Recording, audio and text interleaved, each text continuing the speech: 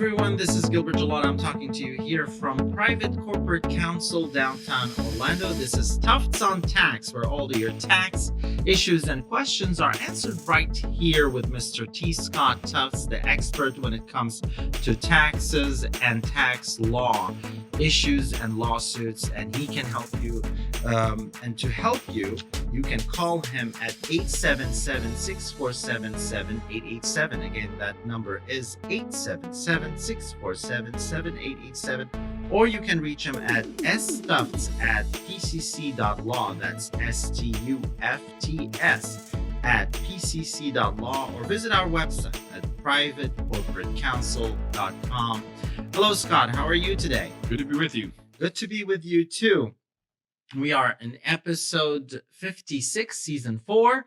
Awesome. And today we want to talk about how we draw the line between tax lawyer and accountant.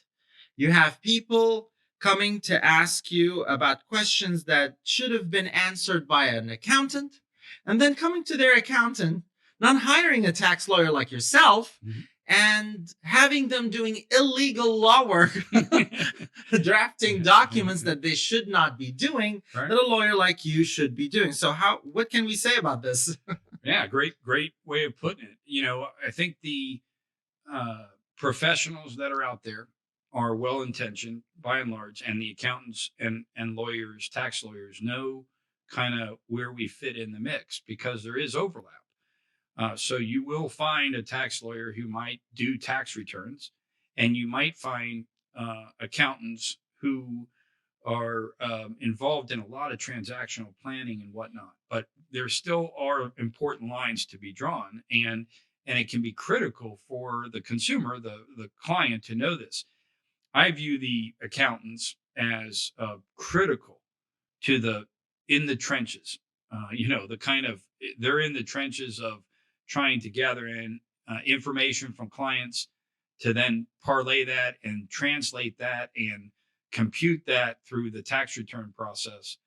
That's one aspect of what they do. They advise otherwise. So in Florida, there's an accountant-client privilege that can apply as to the advice they give. Return preparation, though, there's generally no privilege to that. There's no protection from that. I mean, there is from the tax returns being, you got to protect that confidential information.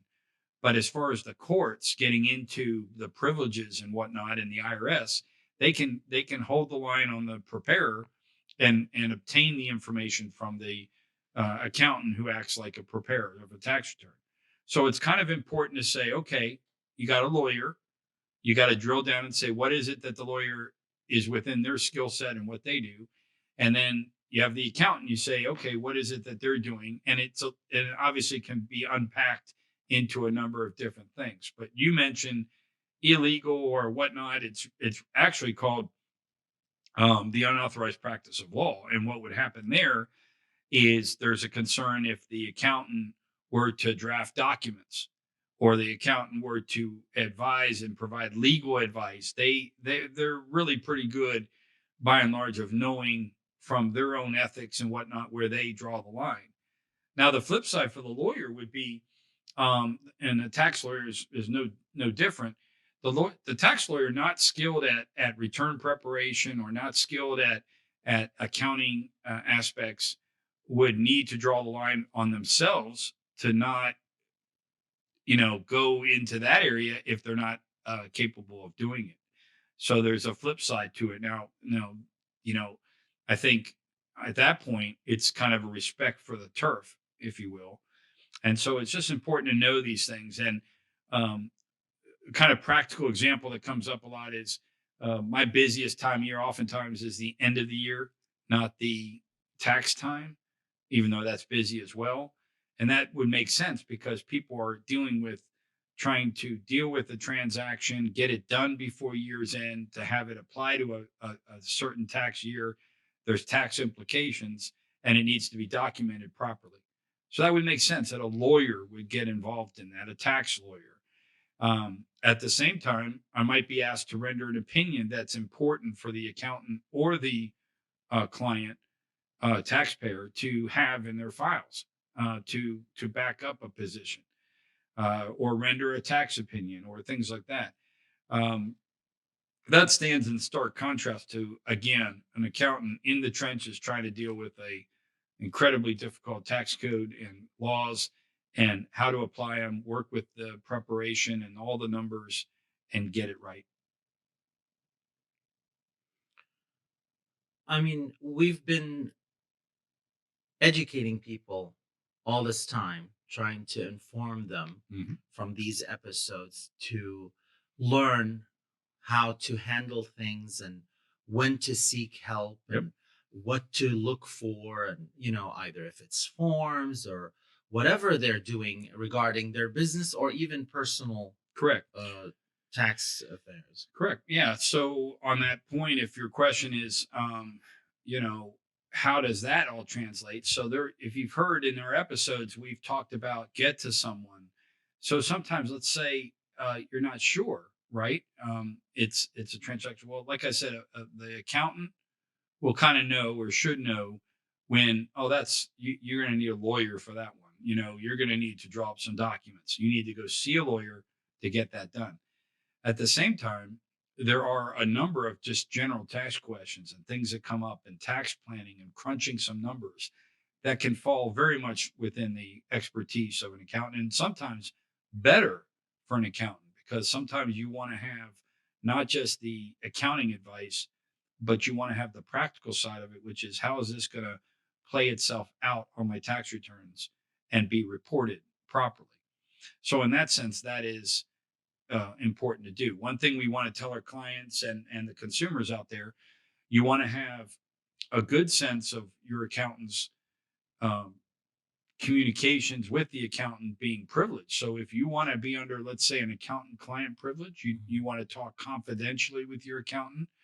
Hopefully your accountant will distinguish for you those kinds of discussions than necessarily those that are going into your organizers and your tax returns, because you can get into, if you follow what I'm saying, um, I send you a questionnaire at the beginning of the tax year, you fill it out, I rely on that information to prepare a tax return, not me, but the accountant. Of course. That information then is discoverable by the IRS to get your organizer. So the reason they'll do that is they'll say, let's say a mistake was made on the return. Mm-hmm. Is it the accountant's mistake or was it your mistake? If you tell the accountant something in the questionnaire organizer or the information you give the accountant, and the accountant relies on it, and it turns out to be mistaken or false or inaccurate, that's not on the accountant. That's going to be on you. And you're not going to be able to defend a penalty by saying I relied on my accountant. I was thinking both, but one, he agreed to do something that he knows that he shouldn't be doing. And then the other one, which is the client, telling him to do something he's. Well. So the example I gave would be the one where the information is not accurate, Okay. and then I rely on it, and then I prepare the tax return according to what you've told me. Oh, okay. So he doesn't know. He doesn't know. He doesn't. Nor does Okay. he have reason to know. Oh, okay. Now, if you tell me information that I should know is false, Uh-huh. and I go along with it, Well, that might be okay. a different ballgame. That's what I'm saying. Okay. So there is a sense that the information you tell me needs to be past the eye test, past the common sense test, past the numbers test. This is why the accountants are so important, because those who are experienced and the professionals and been around long enough, they kind of know when things make sense to them from the clients and when it doesn't. And so this is why getting a competent, experienced accountant is sometimes it's going to be in the long run better, even if it's a little bit more expensive.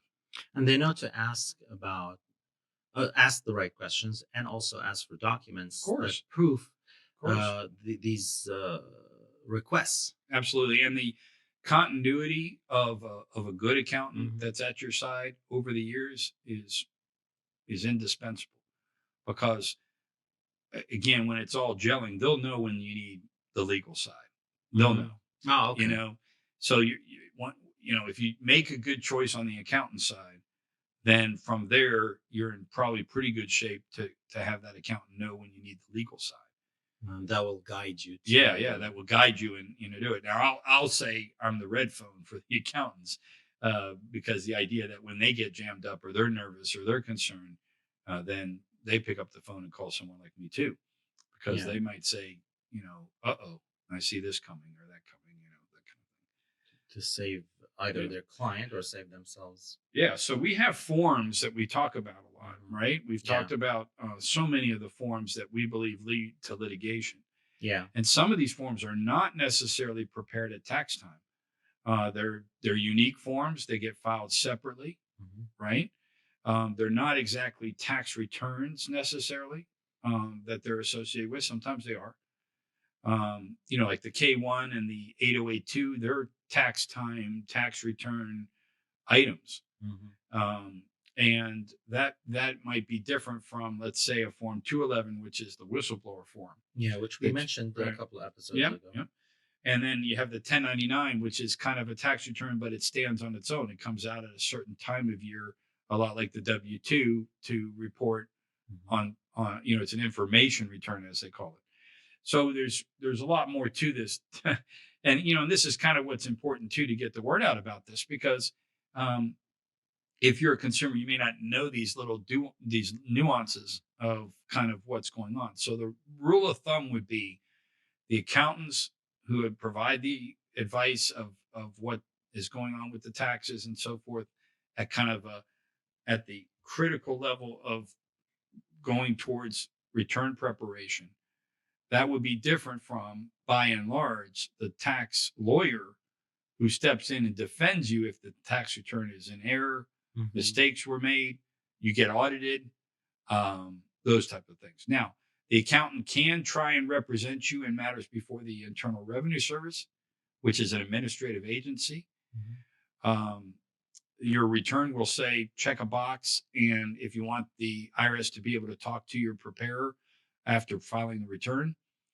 But at some point, the process, there's some tension in it, because if the accountant's defending their own work and there's a penalty at issue, then there might be a conflict, right?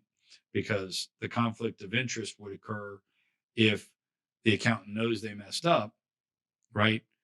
And that could be reasonable cause to defend against the penalty. Let's say they assert a penalty, right? And the accountant made the mistake, then you should not have to pay the penalty, right? Because you'd have reasonable cause. I relied on my accountant made a mistake, resolve it that way. You follow me? So accountants always have to be careful with, at some point after they've prepared a return, if the return is in question, whether they can continue to defend that return. So there's a point in time probably when that should become apparent. If not immediately, then shortly thereafter. But the system has to trust that maybe there's just a minor mistake on the return, or not even a mistake. There's actually a mistake made by the IRS.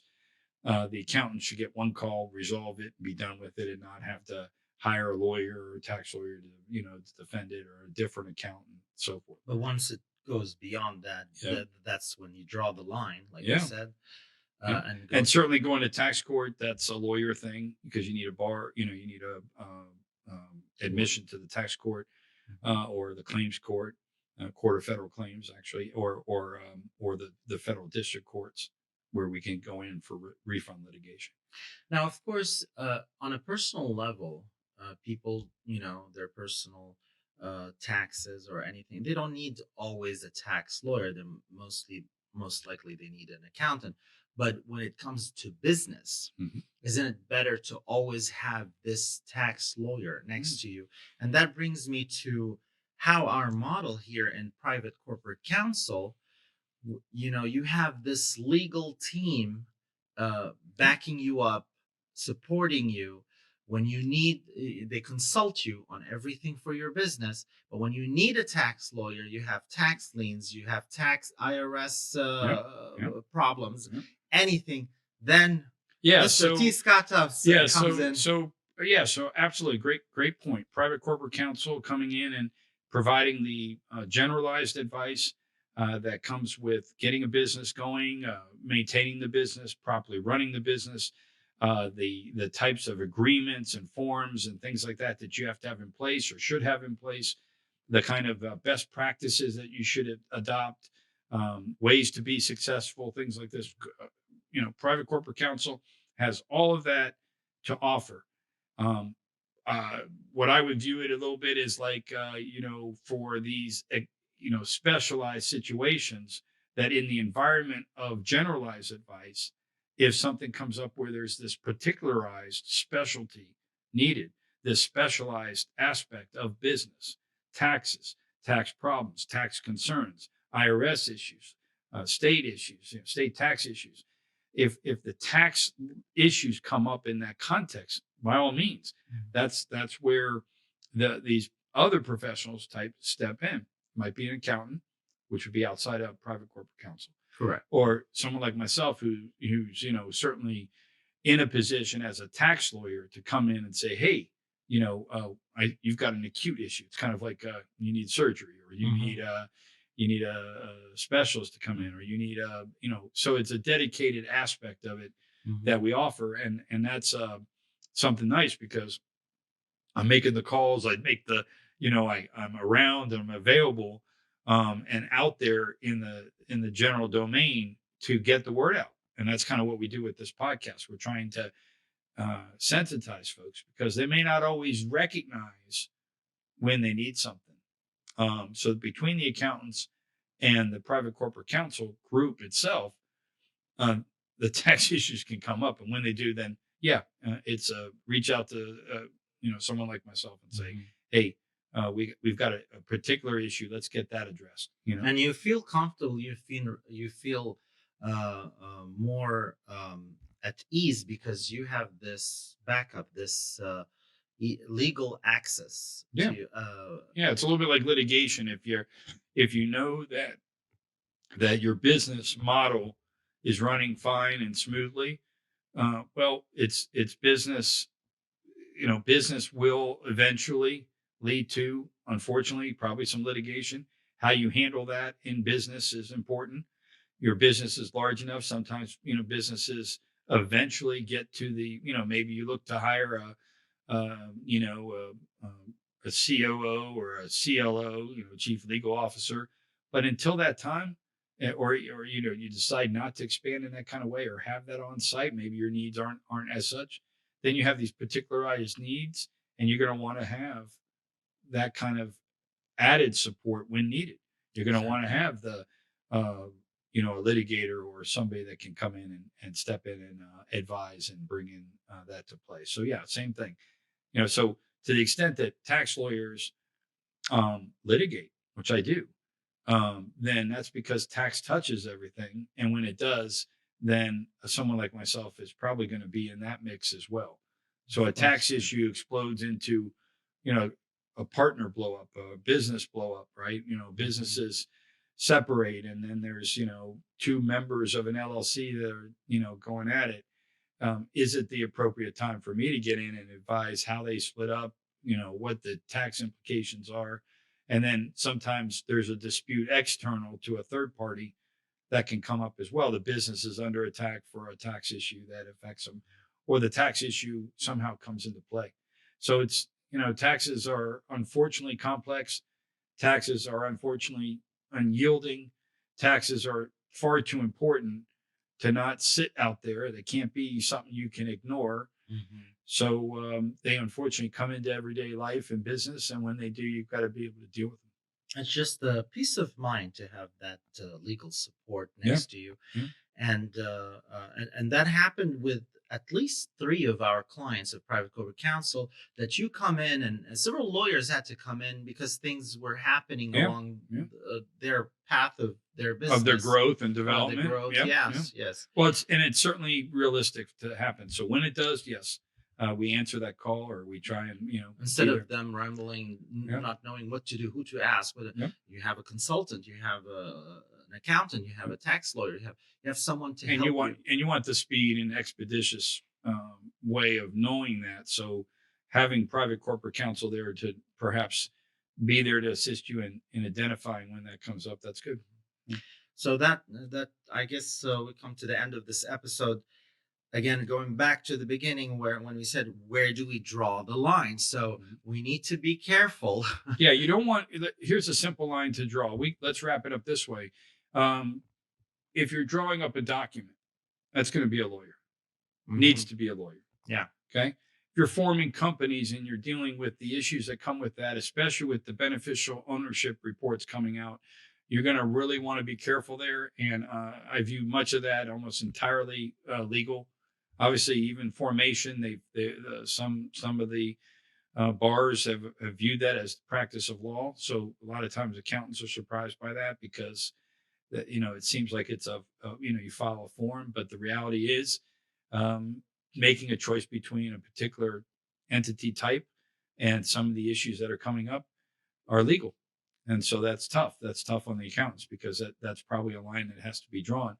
And sometimes they are put in spots where they're asked to cross that line and they don't even know it, or so it's a tough one. But so formations of businesses, drawing up contracts, it's pretty much on the legal side. Take notes, folks. Yeah. And then on the other side of it, tax return and so forth, I think that pretty much falls on the accountant side. And, yes, lawyers can do it. A tax lawyer, they want to do it all. But because I mentioned earlier, there is no privilege between the accountant, the tax return preparer and the taxpayer when it comes to IRS matters. If you start to think about that, then there might be a need to have some real clear lines of demarcation between the advice you're getting from a lawyer and what you say to the lawyer, and not even putting the accountant who's doing the tax return in the box of hearing something they shouldn't have heard. Correct. Yeah. So I know the accountants out there know exactly what I'm talking about. They can have an accountant, taxpayer, client privilege file and have discussions. But when they are doing their taxes, there's the problem of tax return being kind of open for IRS, certainly review in audits and whatnot. So when you want to have those kind of communications with, and you wish them to be privileged before you even get to the return, you're going to want to do those carefully. Probably err on those being with a tax lawyer first, or have a very sharp accountant who knows how to keep that separate from the return side. And also, with all that being said, trust your lawyer. Yeah. When he gives you an advice, don't act like a lawyer. Then why are you having a lawyer? Yeah, right? We talked about Don't you that. have those people? Yeah. So that's right. We all have a role to play, and we're supposed to, it's interesting. Lawyers, do you want us to tell you what you want to hear? Or do you want us to tell you what you need to hear? Or what should be done? Yeah, so you heard him, folks. Learn when to draw the line and trust your lawyer. Hire a good lawyer, hire a good accountant, and trust them, and just draw the line and know when to separate this and learn the difference. So you can call Mr. T. Scott Tufts at 877-647-7887, or you can reach him at stufts@pcc.law. That's STUFTS at pcc.law, or you can visit the website at privatecorporatecounsel.com. Again, we're on YouTube, Apple Podcasts, and also Spotify. You can reach us anytime, and if it's on YouTube, you'll see the information, the phone number, the email, and the website. Thank you. Have a wonderful day.